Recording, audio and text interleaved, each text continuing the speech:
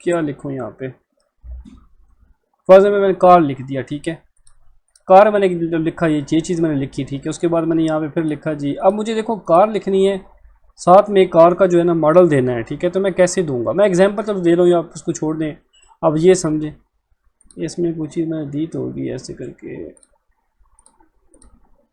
तो मैं आपको दिखाता भी हूँ। यहाँ पे मैंने ना वो फंक्शन कॉलिंग की हुई है, ये भी नहीं, मैं चाहता हूँ आपको सही रियल जो है ना वो दिखा दूँ, इधर भी नहीं है, इधर होती है वो चीज़ें।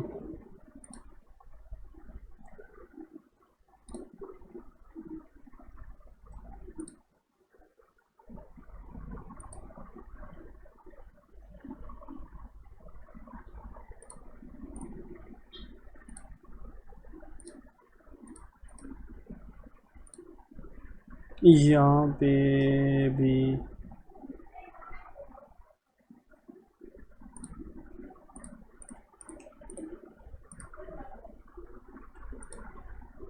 नहीं है, कहीं भी मैंने दो यूज़ नहीं किए। चलो मैं यहाँ से दिखा देता हूँ आपको, चलो ये समझा देता हूँ आपको। ये देखें ना, फॉर एग्जांपल आपने ना ये जो चीज़ है, ये फंक्शन आपने कॉल किया हुआ है, ठीक है। इस फंक्शन में आपने दो, एक पैरामीटर ये लिया हुआ है, दूसरा ये है, तीसरा ये है, तीसरा ये है, चौथा ये है। लेकिन अगर आप इस पूरे को भी स्ट्रिंग बनाना चाहो तो फिर क्या होगा, फिर क्या बनेगा, फिर आप क्या करोगे, यहाँ पे सिंगल लगाओगे, सिंगल यहाँ पे लिखोगे, इधर भी आप सिंगल लिखोगे, ठीक है। तो ये आपका बन जाएगा सिंगल स्ट्रिंग, आपकी ये बनेगी, पूरी स्ट्रिंग के अंदर जो है ना वो स्ट्रिंग बन जाएगी। ये स्ट्रिंग है आपकी, ठीक है, ये फंक्शन है, ठीक है। और फिर इसके अंदर जो है ये फिर आगे स्ट्रिंग फिर लगी पड़ी है, ये देखें, ये स्ट्रिंग है, दूसरी ये स्ट्रिंग है। तो अगर आपको ऐसे कॉल करना पड़े कि बाहर अगर आपकी डबल कोटेशन है, ठीक है, अगर बाहर अगर आपने डबल कोटेशन लगाई हुई है, ठीक है, तो फिर आप अंदर जो है वो सिंगल कोटेशन लगाएंगे। अगर अंदर भी डबल कोटेशन लगाएंगे तो वो काम नहीं करेगी, ये बात आपने याद रखनी है। अंदर फिर आपको सिंगल लगानी पड़ेंगी ऐसे करके। अगर अंदर जो है वो डबल लगी हुई है तो बाहर आप सिंगल लगाओगे। इसका बस ये चीज़ है इसकी, बस अगर आपने पूरा इस लाइन को आप चाहते हो कि मैंने स्ट्रिंग के अंदर फिर स्ट्रिंग्स को कॉल करना है, फिर क्या करेंगे, बाहर आप डबल लगाएंगे, अंदर आप सिंगल लगाएंगे। अगर बाहर सिंगल लगी हुई है तो फिर आप अंदर डबल लगाएंगे, मतलब उल्टा आपने चलना होगा। ये बेसिकली सारा इसका जो है तरीकाकार है। तो ये जो चीज़ें होती हैं ये बस इस तरह करके हैं, इससे बाकी चीज़ें छोड़, बाकी नॉर्मल ही हैं। अच्छा समझ आइए, इस चीज़ की कोई नहीं आई, मुझे लगता है कोई नहीं आई, जो मैंने अभी कि हम यहाँ पे उसकी जो डाटा टाइप होती है वो हम नहीं देते। जैसे हम इंट नहीं लिखते, या करैक्टर नहीं लिखते, या फिर हम साथ में वो नहीं लिखते, फ्लोट नहीं लिखते, स्ट्रिंग नहीं लिखते। ये बेसिकली PHP का यही तो एक फ़ीचर है जिसमें आपको साथ में इंट लिखने की, फ्लोट लिखने की या बूल लिखने की ज़रूरत नहीं होती, वो खुद ही आइडेंटिफाई कर लेता है कि ये है क्या। इसलिए तो वार डम का फंक्शन बनाया गया है कि भाई अगर आपको समझ नहीं आ रही कि ये वाला वेरिएबल इसके अंदर कौन सी वैल्यू पास हो रही है, उसकी डाटा टाइप कौन सी है, ठीक है, तो फिर आप वार डम का फंक्शन कॉल करो और देख लो उसमें क्या पास हो रहा है। देखो हम जो है PHP के अंदर जो है अंदाज़ा ऐसे लगाते हैं कि जब आपके नंबर्स लिखे हुए हैं 0 से लेकर 9 तक, ठीक है, कोई भी वर्ड लिखा हुआ है, ठीक है, सिंगल, तो वो आपका बनेगा इंटीजर, वो इंट होगा, ठीक है। जब डबल कोटेशन या सिंगल कोटेशन के अंदर जो भी चीज़ लिखी होगी ABC 1 2 3 स्टार कुछ भी लिख दो, जब डबल कोटेशन के अंदर आती है तो वो बन जाती है स्ट्रिंग, ठीक है। आगे चलते हैं, इस तरह करके जब भी कोई चीज़ पॉइंट्स में आती है, ठीक है, उसमें साइड पे डबल कोटेशन नहीं होनी चाहिए, नंबर्स हों लेकिन पॉइंट्स में हो, तो वो हमारा बनेगा फ्लोट, ठीक है। अगर आपका जैसे कि ट्रू एंड फॉल्स है, 0 एंड 1 है, ठीक है, अगर आप ट्रू एंड फॉल्स का काम कर रहे हो तो फिर वो बनेगा बूलियन एक्सप्रेशन, वो सॉरी बूल होगा वो, ठीक है, बूलियन उसको कहते हैं बेसिकली। अगर एरेस लिखा हुआ है शुरू में और ये करके वेरिएबल लिखा हुआ है, कोई भी XYZ कोई भी वेरिएबल है, साथ में एरे का फंक्शन लगा हुआ है, तो आप ये समझ लें कि वो आपका एरे कॉल हो रहा है। जब क्लास लिखी होगी, ठीक है, क्लास आप बनाओगे, पूरी क्लास बनाने के बाद वेरिएबल लो, साथ में न्यू लिखोगे, तो जो न्यू होगा ना ये बेसिकली ऑब्जेक्ट को कॉल करने के लिए हम यूज़ करते हैं।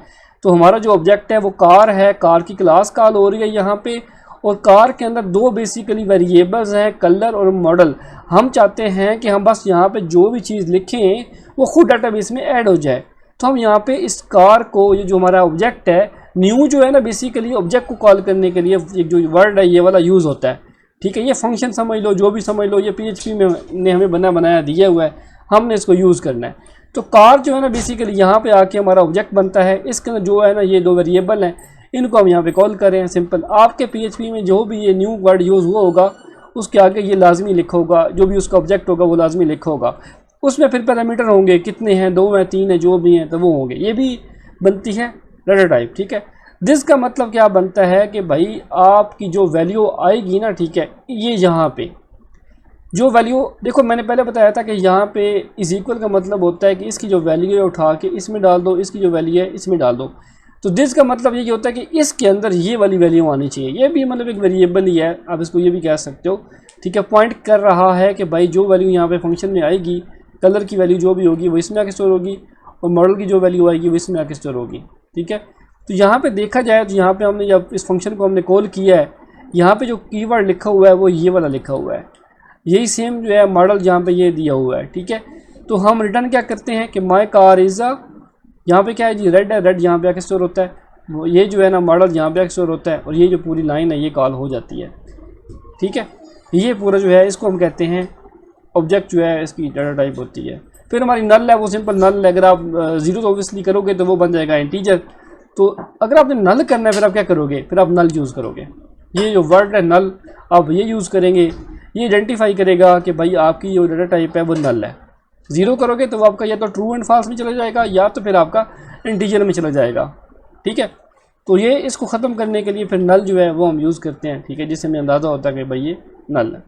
आई होप सो आपको समझ आई होगी, मेरे जो आपने सवाल किए हैं उनके आंसर मैंने सही दिए होंगे। अच्छा सर ये जो अभी जो प्रीवियस वाली स्लाइड ओपन कीजिएगा, क्या चीज़?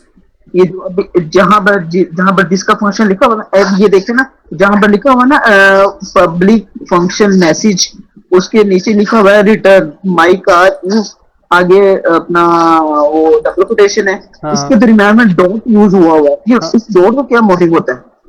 इस डॉट का मोटिव होता है कि आप एक लाइन के अंदर जो है दो या दो से ज़्यादा जो है समझ लो कि वैल्यूज़ को प्रिंट करवाना हो तो फिर आप बीच में डॉट लिखते हो, कॉन्टिन्यूएट कर। लाइक देखो मैं एग्जांपल देता हूँ कि यहाँ पे ये स्ट्रिंग यूज़ हो रही है। ठीक है, यहाँ पे वेरिएबल यूज़ हो रहा है, फिर यहाँ पे खाली स्पेस है, ये भी स्ट्रिंग बन गई है। फिर यहाँ पे फंक्शन, ये वेरिएबल यूज़ हो रहा है। ठीक है, फिर साथ में ये एक्सक्लेमेटरी मार्क्स यूज़ हो रहा है। दरमियान में आप डॉट दे के ही इसको डिवाइड कर सकते हो। इसको कहते हैं कॉन्टिन्यूएट करना, कि एक ही लाइन में जो है हमें चीज़ें जो है वो शो करवानी है, बजाय इसके कि मैं यहाँ पे रिटर्न में ये चीज़ लिखूँ, फिर नीचे जो है यहाँ पे फिर रिटर्न में ये चीज़ लिखूँ, फिर नीचे रिटर्न में ये चीज़ लिखूँ। ऐसे करके मुझे डिक्लेरेशन करनी पड़े बार बार, ठीक है, रिपीट करना पड़े कोड को। उससे बेहतर यही है कि मैं साथ में डॉट लिख के उन सबको एक ही लाइन में लिख लूँ। लाइक अब ये भी कह, जैसे अब ये चीज़ है, ठीक है, यहाँ पे मैंने कॉपी किया, कॉमा लगाऊंगा यहाँ पे, इसके बाद दे दूंगा, तो ये एक ही लाइन के अंदर दो चीज़ें आ जाएंगी। आप इसको ये भी कह सकते इस जैसे अब यहाँ पे ये देखो, यहाँ पे ये चीज़ दी गई है। मैं एग्जांपल देता हूँ, चलो एग्जांपल पे आ जाते हैं। ऐसे कर लेते हैं, यहाँ पे अगर मैं ऐसे कर दूँ, सॉरी, हाँ, MySQL 2 मिनट, इसमें लगा होगा, शायद इसमें लगा होगा कॉन्फ़िग के अंदर। ये देखें, अब मुझे फ़र्क बताएं कि मैंने यहाँ पे एक लाइन लिखी, दूसरी लाइन लिखी, तीसरी लाइन लिखी, चौथी लाइन लिखी, 4 लाइनें लिखी हुई हैं। ठीक है, और यहाँ पे एक लाइन के अंदर जो है मैंने सारा काम कर दिया, डायरेक्ट काम कर दिया, डायरेक्ट लोकल होस्ट करवाया, रूट करवाया, पासवर्ड और ये चीज़ करवाई है। तो इसमें देखिए क्या है, कॉमा के ज़रिए जो है हम सेपरेट कर रहे हैं। ठीक है, और यहाँ पे क्या हो रहा है कि आपकी हर लाइन जो है ब्रेक हो रही है। ठीक है, और फिर इस फंक्शन के अंदर जा रही है, सॉरी वेरिएबल में जा रही है, और वेरिएबल को हम यहाँ पे पुट कर रहे हैं। तो कहने का मकसद ये है कि ये भी तकरीबन ऐसे अगर आपने यूज़ करना है कि एक लाइन में जो चीज़ें हैं वो प्रिंट करवानी है। ठीक है, तो वो हम करते हैं कॉन्टिन्यूएट करके। बस आपने यही कहना, सारी कॉन्टिन्यूएशन के लिए यूज़ होता है। एक लाइन में जो है ना बहुत सारी वैल्यू, 2 या 2 से ज़्यादा जो है अगर हमने चीज़ें शो करवानी है तो हम ये चीज़ यूज़ करते हैं। नेक्स्ट क्वेश्चन अगर माइंड में है तो करो।